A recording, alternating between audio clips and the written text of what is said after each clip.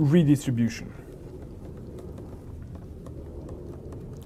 Redistribution is the process of taking routes from one source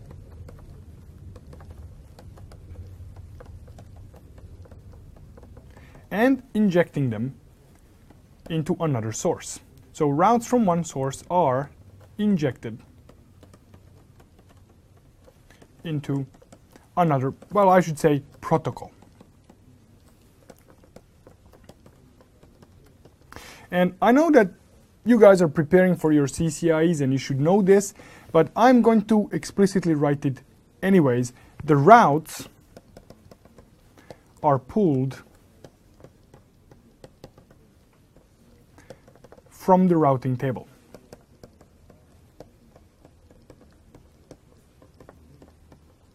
Now, what I mean by this is that I have seen students sometimes get a little confused. Are the routes pushed out from one protocol into another, or are they pulled in from another protocol into another protocol? So here with this statement, what I'm saying is the routes are pulled in. So when you have source and destination routing protocol, and that's what you always have when you're redistributing, you always have the source of the route and you have the destination.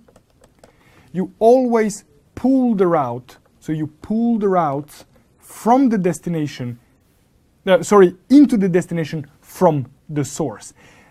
This is not entirely correct, because the way it actually works is that routes from the source are actually inserted into the routing table with the reference what the source was, and then from the routing table they are actually pulled into the destination protocol. So the routes are actually injected into the destination routing protocol from the routing table and not from the protocol. The reason why I'm saying this is that this protocol here has some protocol related database.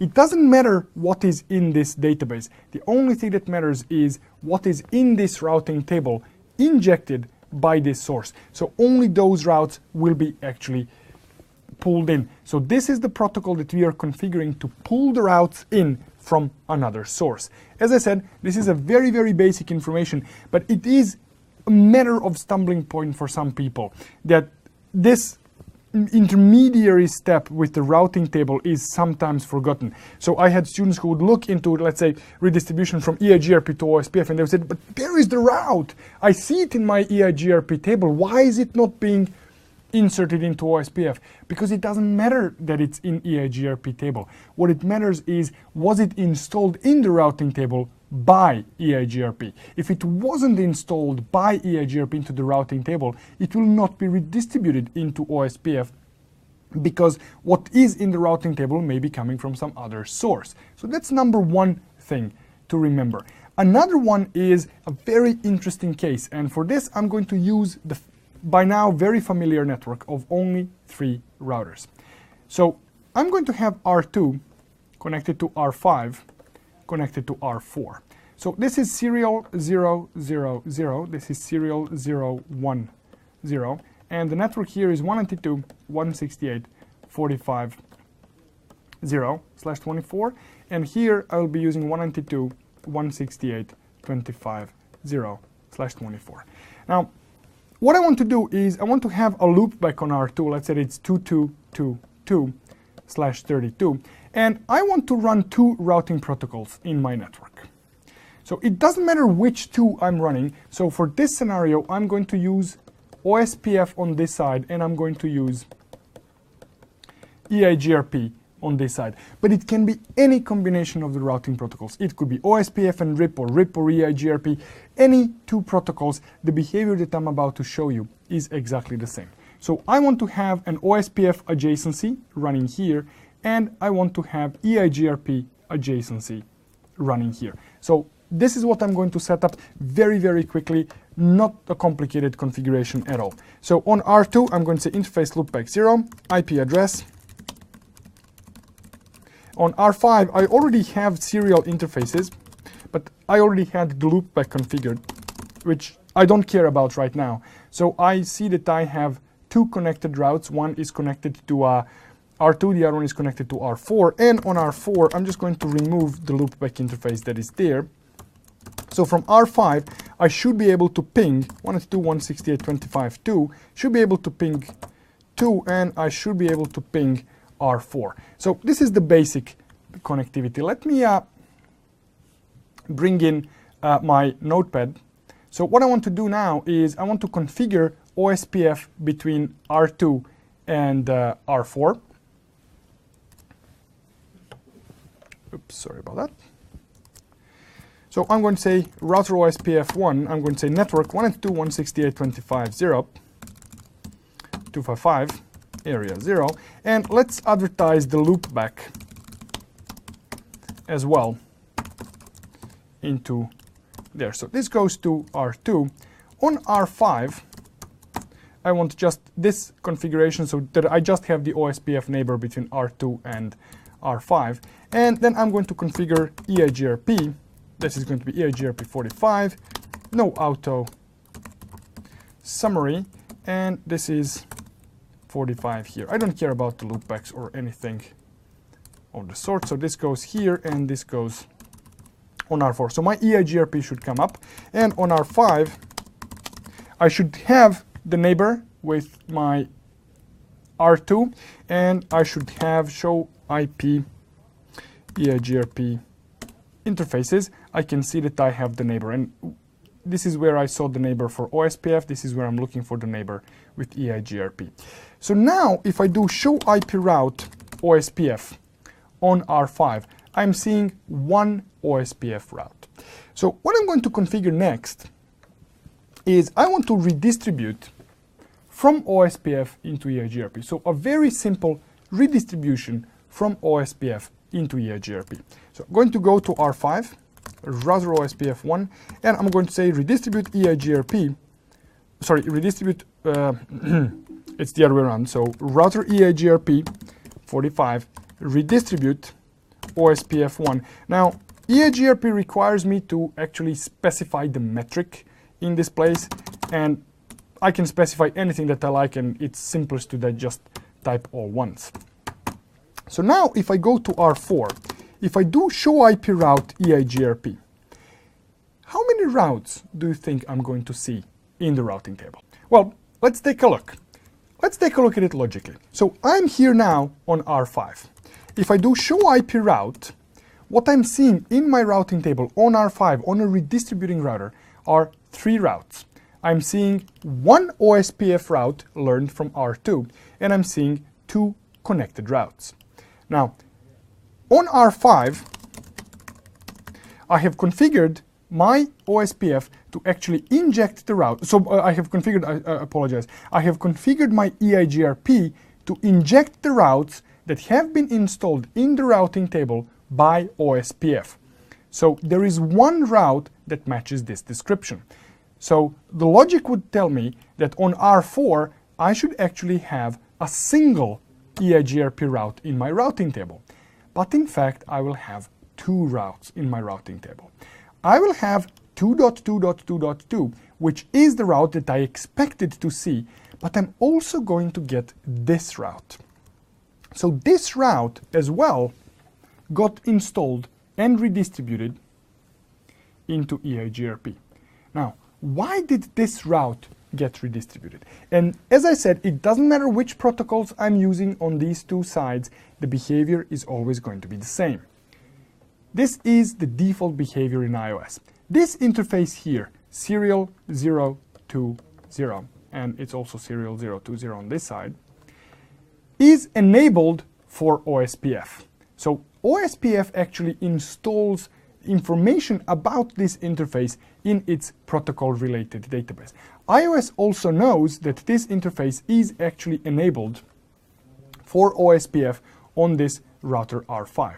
So when I say redistribute OSPF routes into EIGRP, what is going to happen by default is that learned routes, learned OSPF routes,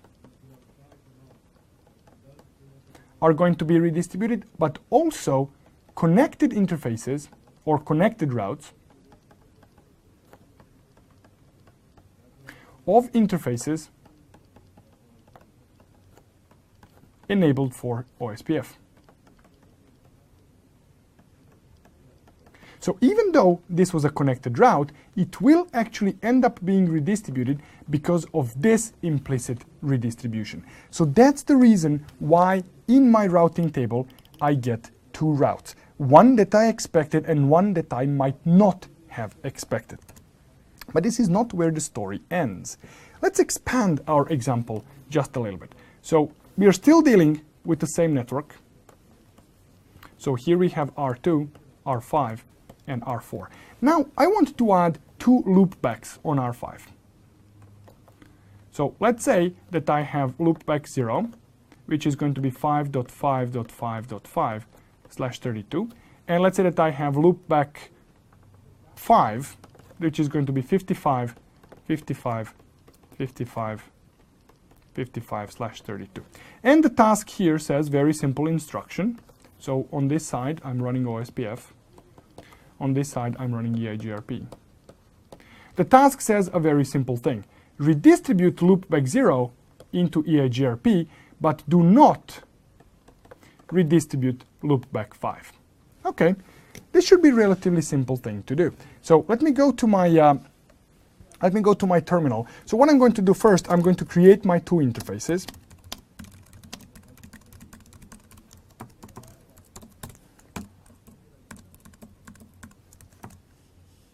So I'm going to go to R5. So I have created my two interfaces, and then what I need to do is I'm going to create some sort of filters. Now there are multiple ways I can do this.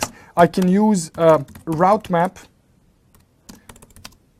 with access list.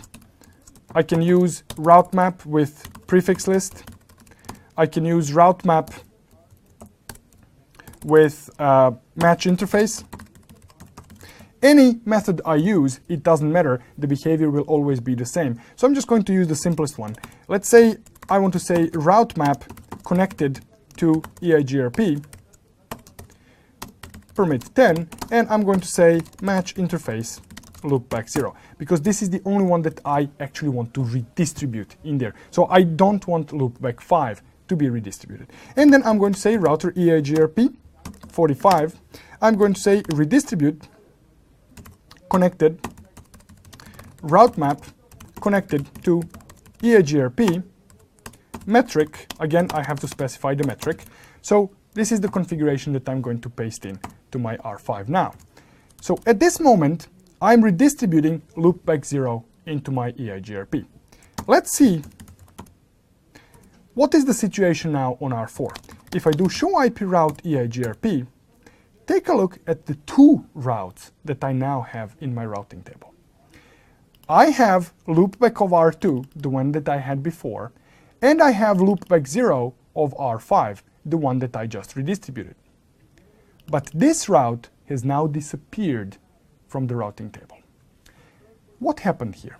Well, what happened here was the moment when you say redistribute connected,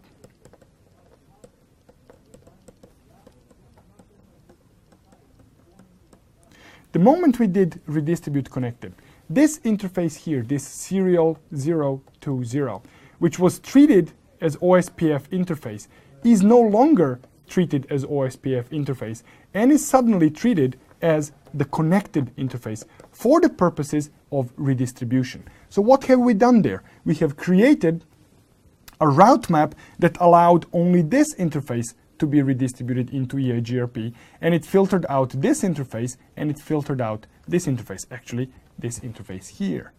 So this is why this route is now not in the routing table.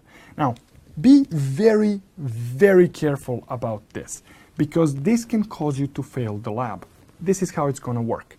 You're going to have a task that says configure EIGRP, you're going to have the task that says configure RIP, configure OSPF, configure the redistribution, and you have the full reachability, and you're all happy in your lab.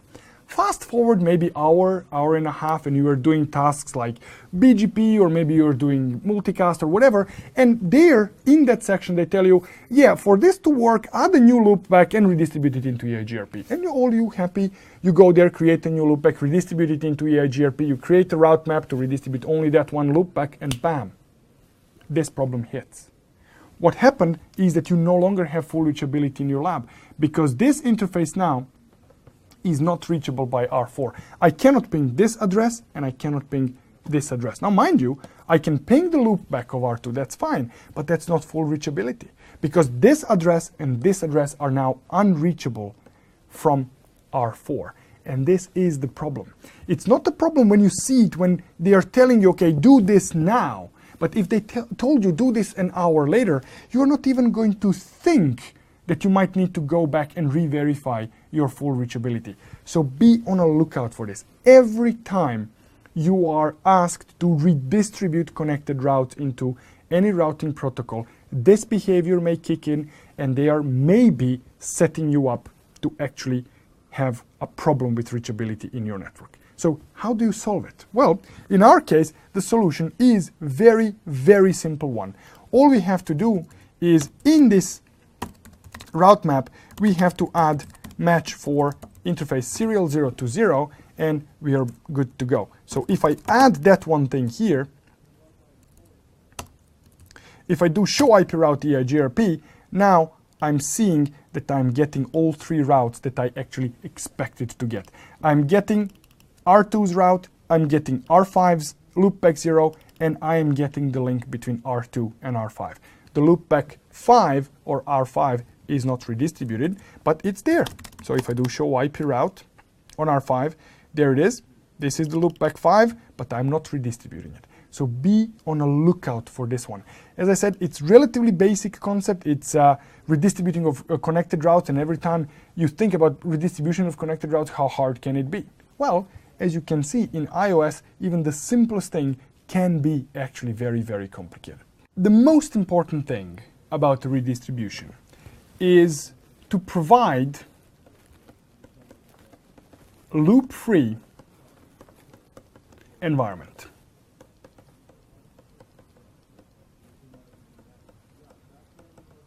That means that when you are done with your redistribution, you must not have any kind of the loops. Now, there are multiple different kinds of loops, and people call them by different names. So I like to divide loops into really two categories. One is control plane loops, and the other ones are data plane loops. Now, let me explain what I mean by that. Control plane loop is when you actually have a routing information that is looping, and the data plane loop is when you actually have data packets that are looping. These two loops are different, and they both present different kinds of challenges. Now, some of these loops can be detected easily, and some of these loops can be detected less easy. Now, the best way to actually detect data plane loops is to run ping and see if everything is reachable. If something is not reachable, run traceroute. If the traceroute starts looping, well, you have a problem. If the traffic is simply being dropped somewhere, you are having a black hole, but not necessarily a loop. But your redistribution may need some examination. Now, control plane loops might be a little bit more difficult or a little bit less difficult to find, depending on your point of view. They are most easily found with a simple debug, and that is debug IP routing. Now, debug IP routing is, generally speaking, very silent. If everything is okay, again, generally speaking, it will be very, very silent. It will produce almost no output. There are some exceptions, and those exceptions have to do with the default route. If you have the existence of the default route, you might see it being refreshed in the routing table from time to time. Or if you have BGP session that is coming up, you might see some hits on the routing table that are actually going to be seen by the debug IP routing, because when the BGP session comes up, the neighbors need to verify. If external BGP session comes up, the neighbors need to verify if they are directly connected. When that happens, there is actually going to be a lookup in the routing table that debug IP routing will produce output for. But generally speaking, other than those couple of exceptions, and there could be others, but in vast majority of cases, it will be very, very silent command. So it's relatively safe to run in a stable environment. Don't do it in production. I'm talking about the CCI lab here.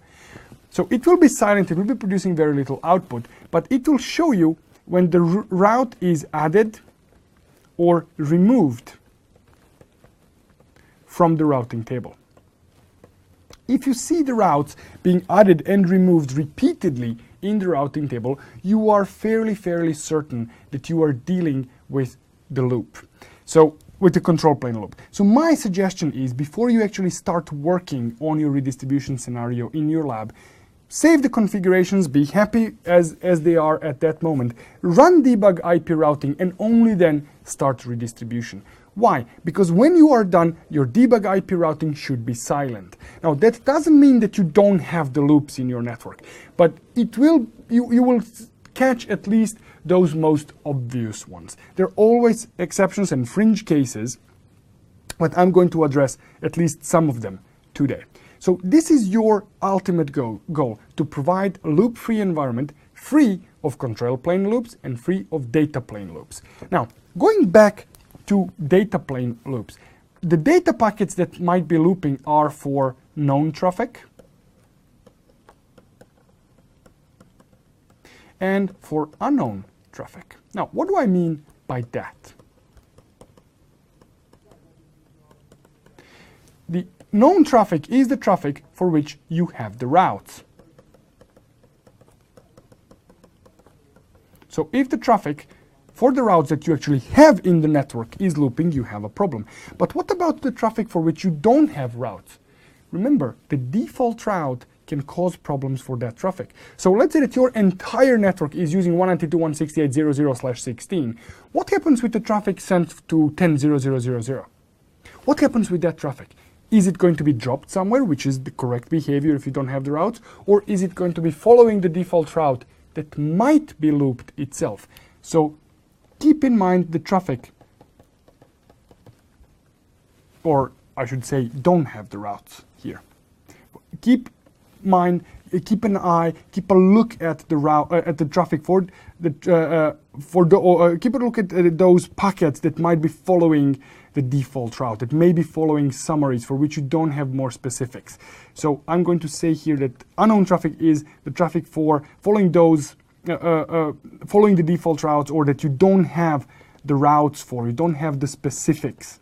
So this also must be loop free when you are done with your redistribution. Now, before you even start with the redistribution, you have to kind of recognize what kind of redistribution scenario you are dealing with. So I'm going to divide my redistribution scenarios here into two categories. I'm going to call, so let's say that we have redistribution scenarios.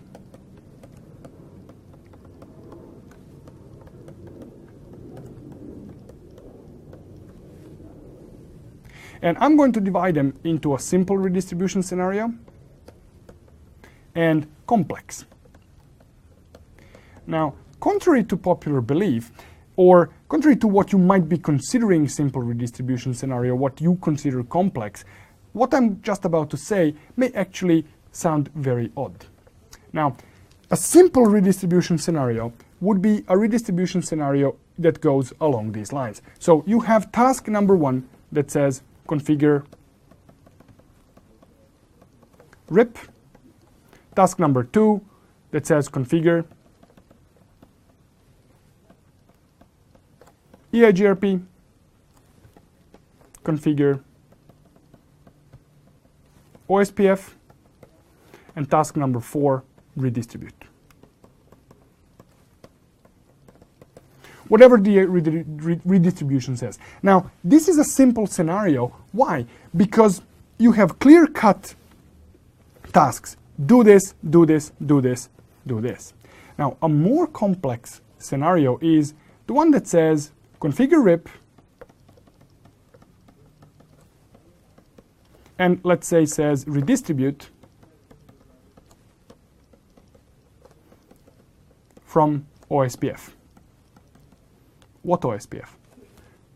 Task number 2 says configure EIGRP, and it says redistribute to and from RIP, and it says here redistribute to and from OSPF. Task number 3 says configure OSPF, and it says here redistribute, for example, where needed. Whatever that may mean. Now, this is a lot more complicated scenario.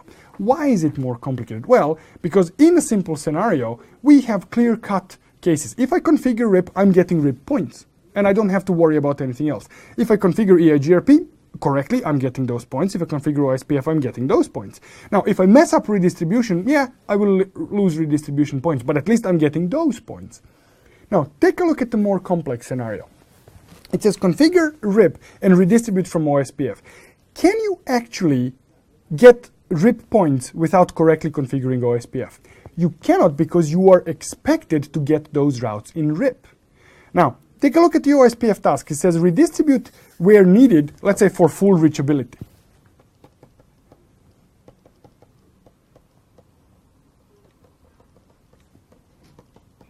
Can you actually get OSPF points unless your whole network functions correctly? The answer is no. You cannot get those points because OSPF task requires redistribution where needed to have full reachability. So if you don't have full reachability, no OSPF points. Take a look at EIGRP task. Redistribute to and from RIP. Can you get EIGRP points unless you get OSPF points? You cannot, because OSPF is redistributed into RIP, and RIP is then redistributed into, and you get the idea. So this is a big bowl of very, very complicated stuff. Now, when you have a complex redistribution scenario, what you need to do is you need to make it simple for yourself. So you need to simplify it yourself. You need to translate these tasks, these complex tasks here, into a set of very simple tasks. So you need to figure out that what you need to do is you need to configure RIP, and actually at this point don't do the redistribution. What you need to do is you need to configure EIGRP and don't touch any redistribution. You need to then configure OSPF and not touch any redistribution. And then you create for yourself a fourth task, which is basically going to be redistribution. So this one here, this one here, this one here, and this one here. Basically, what we have done is we have translated the complex requirements into a set of very simple steps. So these are the two possible scenarios that you can have in the lab. Now, mind you, I was using these here just as examples. It can be any wording in the text, but you are hopefully understanding what I consider to be a simple scenario and what I consider to be more complex scenario. So no matter which one you have, simple or complex, you are going to be faced with a simple question in your redistribution scenario. Is it possible for a loop to form in this network or in this scenario? So this is the question that you need to ask yourself. Please pay attention that the question is not, will the loop form? But the question is it possible for a loop to form? Now, to answer this question, what you need to do is you need to simplify the network diagram that you are dealing with. So let's say that you had a network diagram that looked something like this.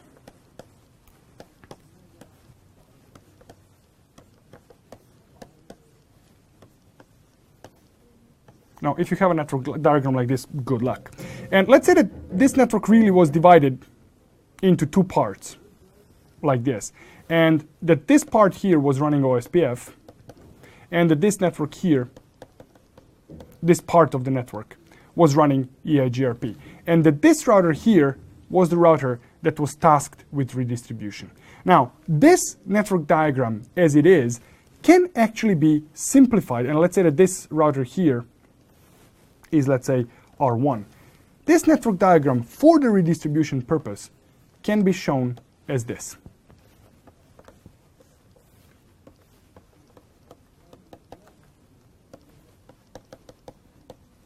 This is it. You don't care about anything else. The only thing that you care about is the redistribution point. And then read the task. What does the task say? What should I do in this case? Well, there are a couple of possible scenarios here. Now, one possible scenario is that the task says redistribute from OSPF into EIGRP. So if you have this scenario here and you ask yourself a question, is it possible for a loop to form in this scenario? Is it possible that there is an OSPF route here that is going to be arriving at the redistribution point, going to EIGRP and come back here to this router and be better than the route that was actually injected by R1? The answer to this question is no. In this case, the loop cannot form. Now, if the answer to your question, can the loop form, is no, there is nothing special you need to do. You just go ahead, you implement a very, very simple redistribution, and that's it. You are done. Now, a slightly more complex scenario would be if you are asked to perform a mutual redistribution between OSPF and EIGRP. So if the task says, do this. Now, is it possible for a loop to form in this scenario? Now, the answer is still no. We cannot have the OSPF route that was best on R1, then comes into EIGRP, is injected by R1, and then it comes back and is better than R1's injected route. That's not possible.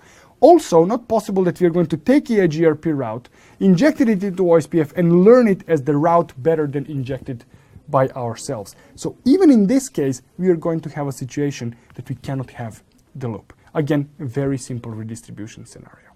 Now, even more complicated case would be if we have a situation that we have multiple routers that are performing redistribution. So let's say that we have R1 and R2 doing the redistribution here. So I'm going to have R1 and let's say R2. So I don't care how they are actually connected to the rest of the network. The only thing that I care about is that I'm asked to perform redistribution like this. So both R1 and R2 are redistributing, but only from OSPF into EIGRP. There is nothing redistributing these routes back.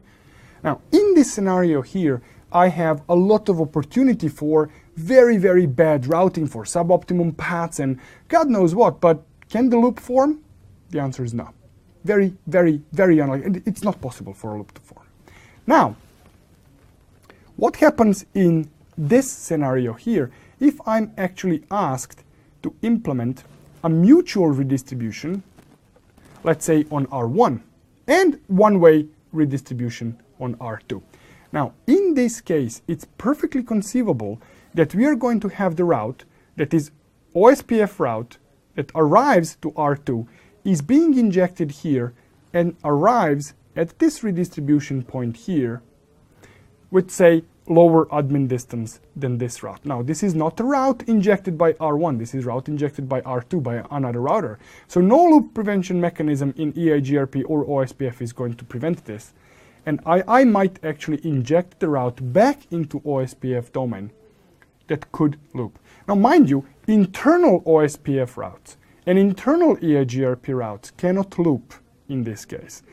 This is only when you have some externally injected information. So if there was some external route here or external route here.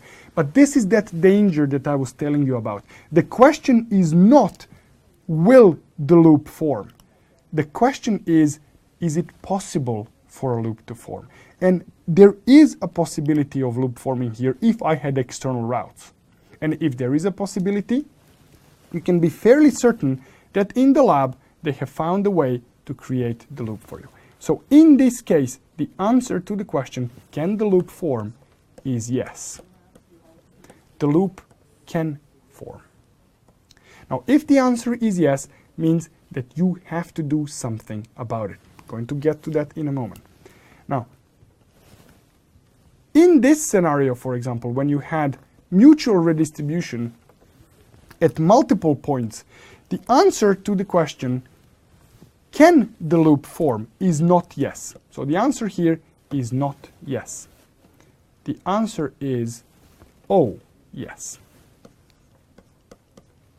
So in this case here, you are more than likely to have a loop. Now, mind you, again, the question here is not will the loop form, because again, if you have only internal EIGRP routes and only internal OSPF routes, it's very unlikely for this loop to form.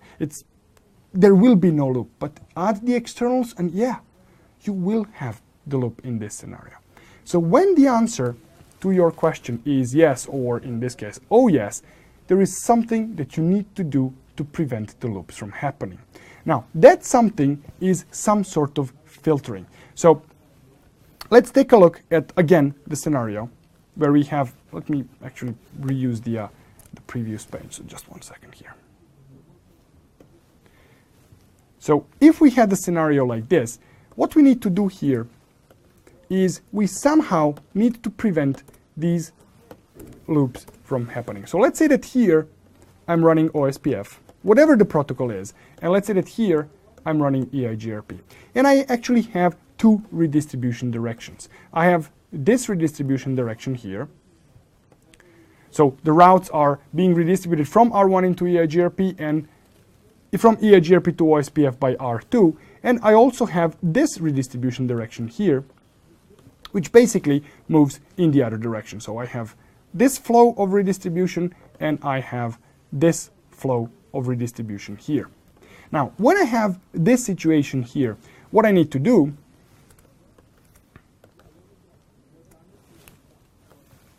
I'm missing something, just one sec. So what I need to do here at this point here, at the blue redistribution here, what I need to do first is I need to deny the routes that may have been the original EIGRP routes that were redistributed into OSPF and are now trying to come back here. And I need to permit or allow original OSPF routes from coming back in. Or not coming back in from, but I need to allow them to come in to EIGRP. Now, at this red redistribution point here, I need to do the exact same thing. At this redistribution here, at this red redistribution here, what I need to do, so let me just copy this because I will be needing it a couple more times. So at this red redistribution here, I need the exact opposite logic. I need to deny the original OSPF routes and I need to allow the EIGRP routes. At this redistribution here, this blue one here, I need the exact same logic. Now, how am I going to do this? There are multiple methods. Now, usually at this point in my classes, I hear people screaming, tags, tags, tags, use the route tags. Well, what happens if in your lab route tags are restricted? What are you going to do? What are the methods for filtering that you can use here?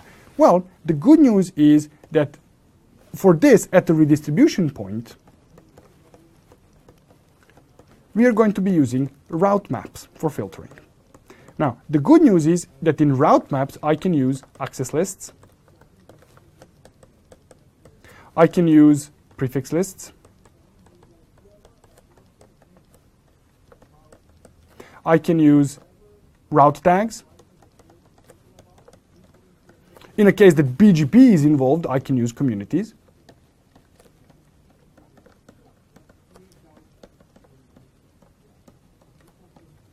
I can use even, so excluding the route maps, so at the redistribution point here, I can also use admin distance tricks to filter some routes. I can use maybe even distribute lists. I can use offset list for protocols that support it. So I can use, so this would actually require me to use ACLs or prefix lists. So I can have many different methods how I can actually make this happen.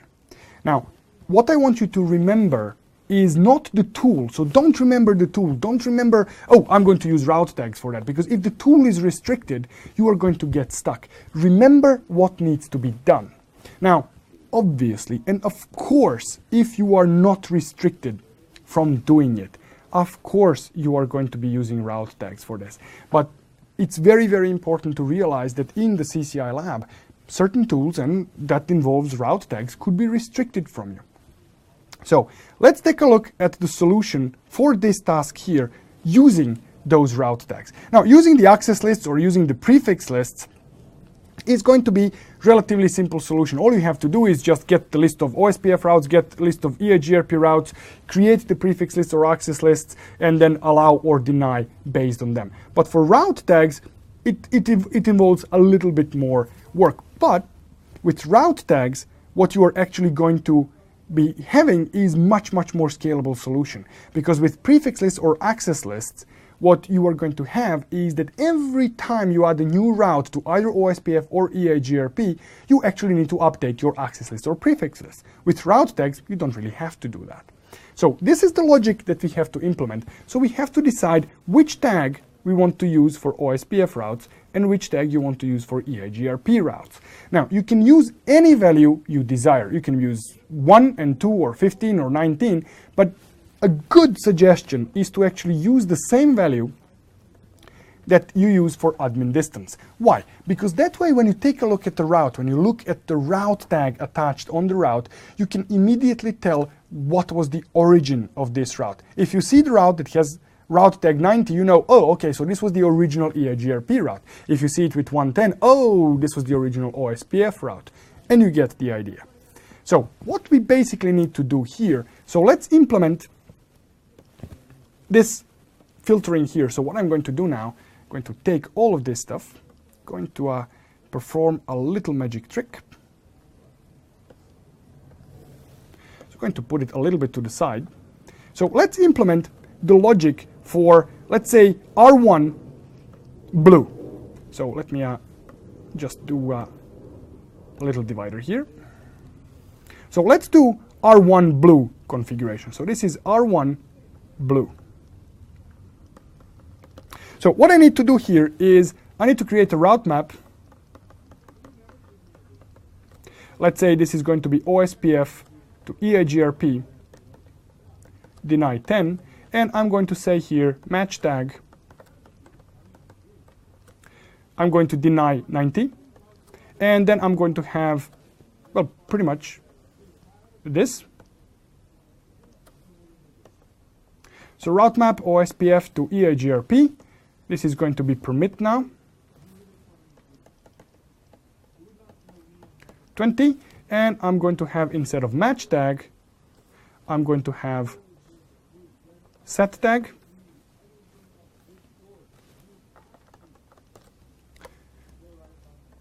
$110. Now let's do R2 red. So this is the next one, R2 red. And you know, good news, very, very good news.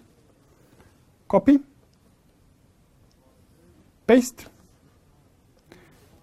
and we have the red logic on R2. Let's do R1 red, or actually let's do R2 blue. So R2 blue. Well, good news again, the logic is almost identical. So let's copy this, clone here. And this is going to be now EIGRP to OSPF, so this changes. So this is going to be EIGRP to OSPF, EIGRP to OSPF, and again, these two swap sides. So this is going to be 110, and this is going to be 90. And let's do, last but not the least, let's do R1 red, which is going to be, good news, this exact same configuration here.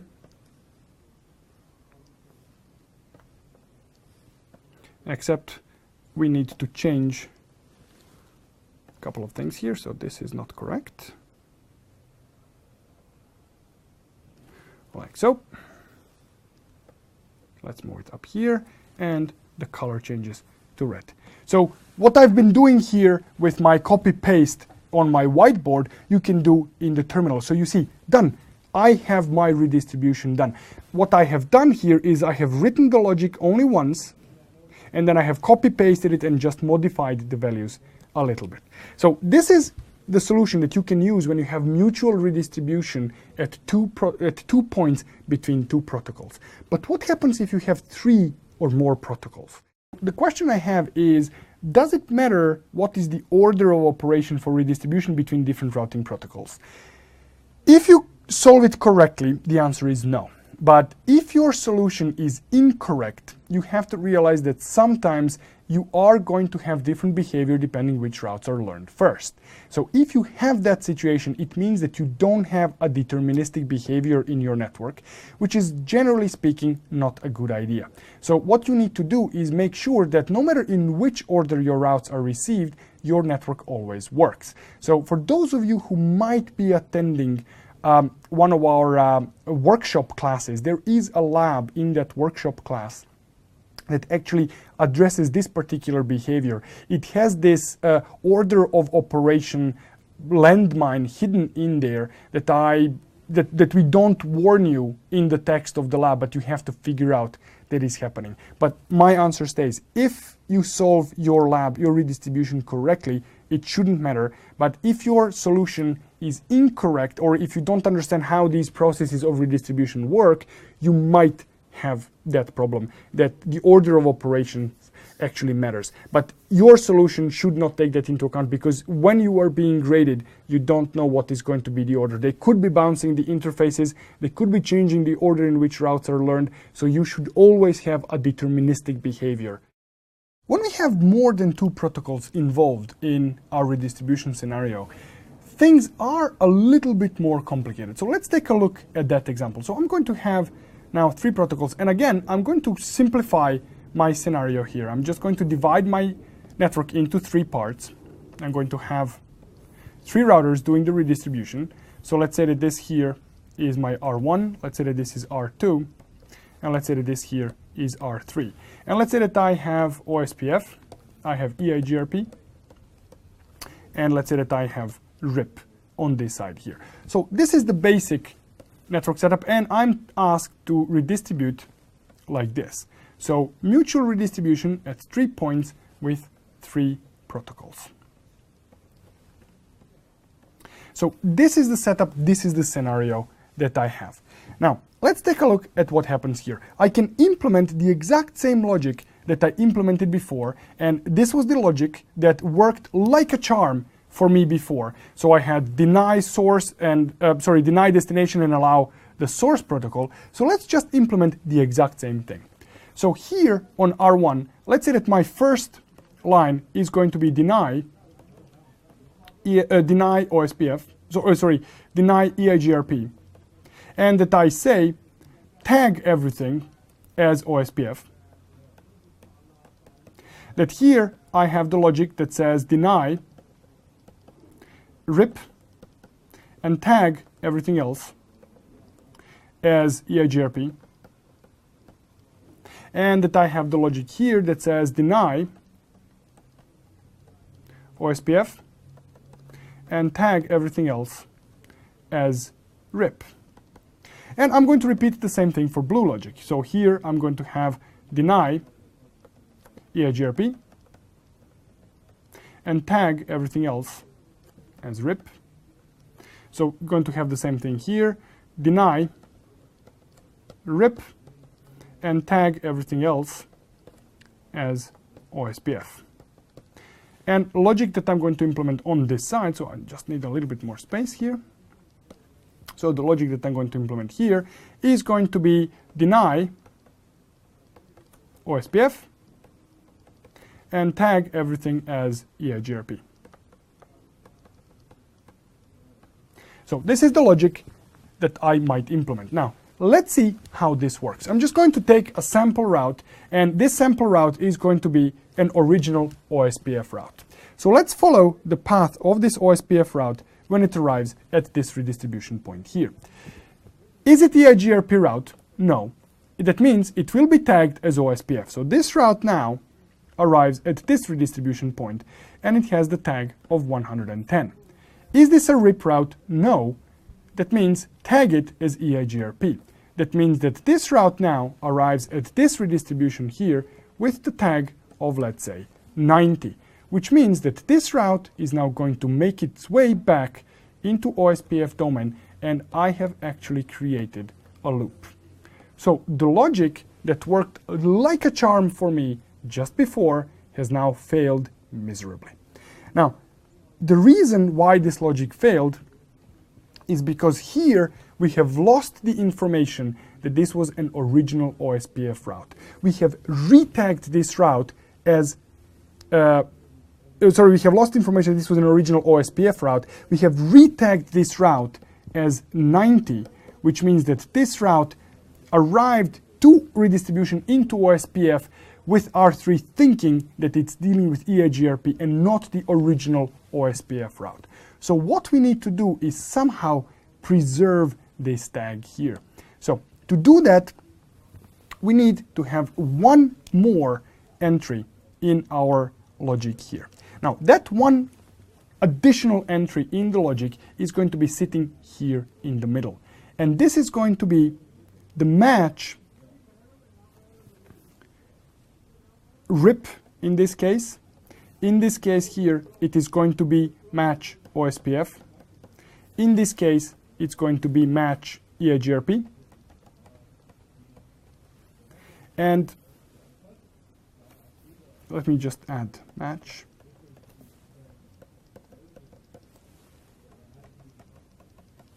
And in this case here, it will be OSPF. And in this case here,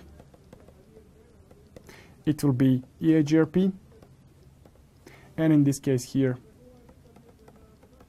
it will be match RIP. So let's take a look at how this logic will work in the previous example. So we have this original OSPF route that arrives here for redistribution. Is it EIGRP route? No. Is it RIP route? No. Is it OSPF route? Yes, which means it will get tag 110, and now we are arriving here. Is this RIP route? Answer is no. Is this OSPF route? The answer is yes, which means it keeps its tag and it arrives at this redistribution here. Is it OSPF? Yes, and it's being denied here. So we have prevented the loop. So we can say that here the loop was actually stopped. Now, the generic logic for this here is very, very simple. Every time when we are redistributing, we have a source protocol that is being redistributed into the destination protocol. Now, behind the source protocol, we might have some other protocol, and we may have multiple others. So the logic that we have to implement at this redistribution point here is very simple. Deny destination, match other, and if you have multiple others, you simply add those multiple match statements. And finally, we have tag source. So this is the generic logic that you can implement for tagging. This will work with two protocols. Well, not with two because you don't have the other, but this will work with 3 protocols. It will work with 4 protocols, 5, 19, 57 protocols. But there is a problem with this logic. Now, the problem with this logic is, and I'm going to illustrate it by just copying this page for a second. The problem with this logic is when we have this tag here. Now, this tag now exists in EIGRP route. So this tag exists as EIGRP route. When we inject this route here at this point, we need to generate, from EIGRP route, we need to generate a new RIP route. Will the tag actually be copied as this new generation happens? Now, as it turns out, when you have RIP to OSPF, The answer is yes. When you have RIP to EIGRP, the answer is yes. When you have EIGRP to RIP, the answer is no. When you have OSPF to RIP, the answer is no. When you have OSPF to EIGRP, the answer is yes. And when you have EIGRP to OSPF, the answer is yes. Please repeat. I'm pretty sure that you are guessing that it has something to do with RIP, but you are not entirely sure in which direction. This is why I would like you not to remember this. Do not remember.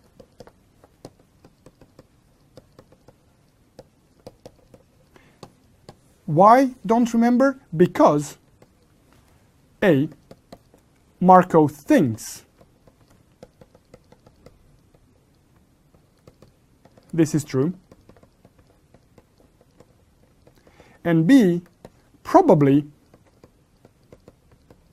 somewhat iOS specific. So you might be at the mercy of the iOS version. That's the last thing that you want to have in the CCI lab. Now, the reason why I tell you don't remember this is that there is actually a solution for this, even without actually caring about whether the tag gets copied or not. So this is the logic that we implemented. So let me work on this page.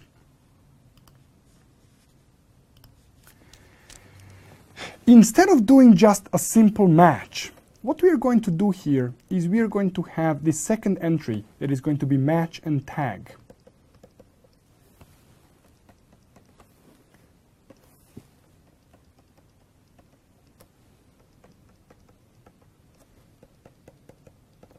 This is how one route map entry might look. So I'm not going to do all of them because that will require me a lot of writing right now. So I'm just going to do one of them. So let's do this one here.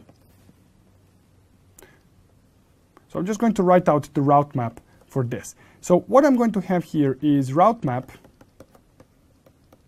let's say OSPF to EIGRP deny 10. Then I'm going to have match tag 90. Then I'm going to have route map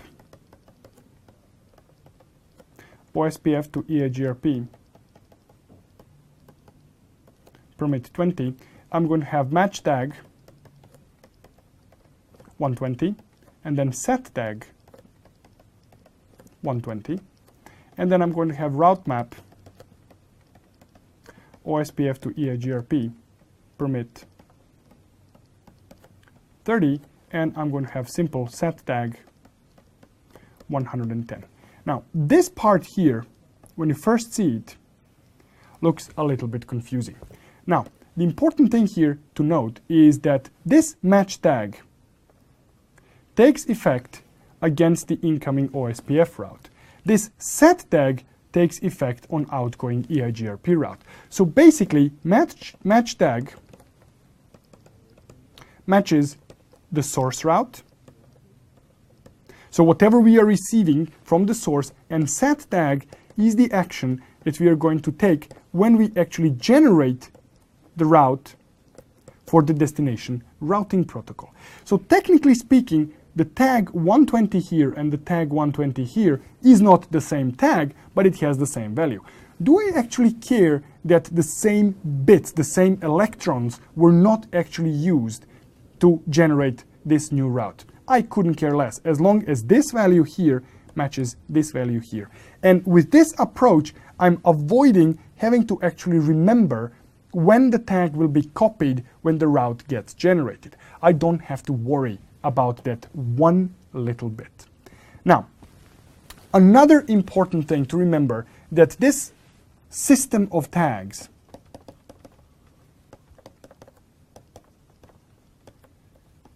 is actually a system. That means that there is not a single filter. There is not a single route map entry here that prevents the loop. It's the whole system that prevents the loops. So if you listened to my advice and before going into the redistribution, you have enabled debug IP routing, when you start doing this stuff, when you start redistributing with a logic like this, your debug IP routing is going to go absolutely crazy. Now, that's okay, because you have to trust that it will be the system that prevents the loops. Now, just like any system, this is effective up to a point. I would say that about 99.99, maybe even one more 9 here, % of the cases, this will prevent the loops. Now, there are some loops that cannot actually be stopped by this system. So I'm going to give you one example now. So this is where tags don't work. And as I'm saying, this is just one example of it. This is the example that I'm going to be using to show you how you may actually have trouble with tags stopping the routes. So let's say that you have a scenario in which R1 and R2 are running OSPF0, R2 and R3 are running OSPF23 and SSA, and you have R3, R4, and R5 here running RIP, and then we have R6, R5, and R2 running EIGRP. And the task is very simple. Make sure that everything in this network is reachable, mutually redistribute between R2, or on R2 between OSPF and EIGRP, on R3 between OSPF and RIP, and on R5 between EIGRP and RIP. So this is the task. And by the way, on R6, you need to redistribute this 6.6.6.6 into EIGRP. Now, you catch that there is a possibility of a loop forming here, because this is a mutual redistribution between three protocols on 3 devices. So the answer is it possible for a loop to form here? Is yes, it is conceivable that a loop will form. So you go in and you implement your tags-based solution. Now, if you don't implement tags-based solution, you're going to have a full reachability in your network, except for 6.6.6.6. With 6666, you are actually going to have a problem reaching it from R1 and R2. Now, when you implement the tags, that problem most likely goes away, and you have full reachability in the network. All good and all fine. So tags are now in place. So you have configured the tags, you have configured your redistribution, so that is all in place now. And now the next task comes in. The task says on R2, inject the default route into your NSSA area. You do that and there is no problem. Now R3 learns this default route, and this here is the next hop for this default route. R3 is configured to redistribute from OSPF into RIP. So this default route now gets advertised to R4, and this here is the next hop for that route. R4 here advertises this route to R5, and this is the next hop for that default route. That's all good. Now, this route, being original OSPF route, is now going to be redistributed into EIGRP and advertised to R6. So R6 is now going to have the default route with R5 as next hop. This route is also going to be advertised to R2. So R2 now has the default route with this as next hop. But mind you, this is an original OSPF route, which means that this default route will not be advertised to R1. Loop prevented. Well done. Now we go to R6 and let's do the trace route to 10, 10, 10, 10. Now you can see here that the network in use in our system here, in our network, the subnet in use in our system is 192.168.00/16 and subnets of it. So 10, 10, 10, 10 is the network that we don't have the path for. So what do we do? Well, actually, this goes here. What happens is this packet for 10, 10, 10, 10 now goes to R5. It follows the default route. R5 has the next hop of this default route, which is R4. The traffic is sent here. R4 sends the traffic here. R3 sends the traffic here. And R2, in its routing table, has the default route with this as next hop.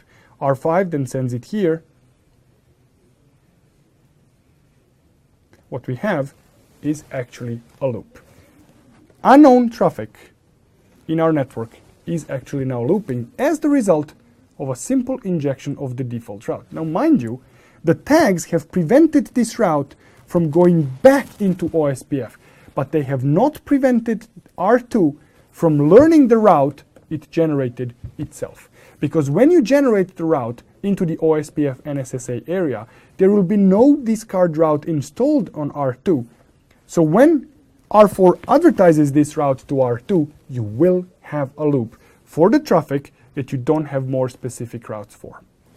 How do you stop this from happening? Well, as it turns out, multiple ways. You can filter this route here, you can filter this route here, you can filter this route here, here, or here. The only router where you need to have this route is R3, because this is the only thing that the task actually requested you to do. They said generate the default route into the NSSA area, which means that R3, which is the only router in the NSSA area other than R2 who generates the route, is the one that needs to have this route. All other routers don't need to have it. But there is one router that must not have this route, and this is R2. So it is okay to have this route on any other routers except for R2.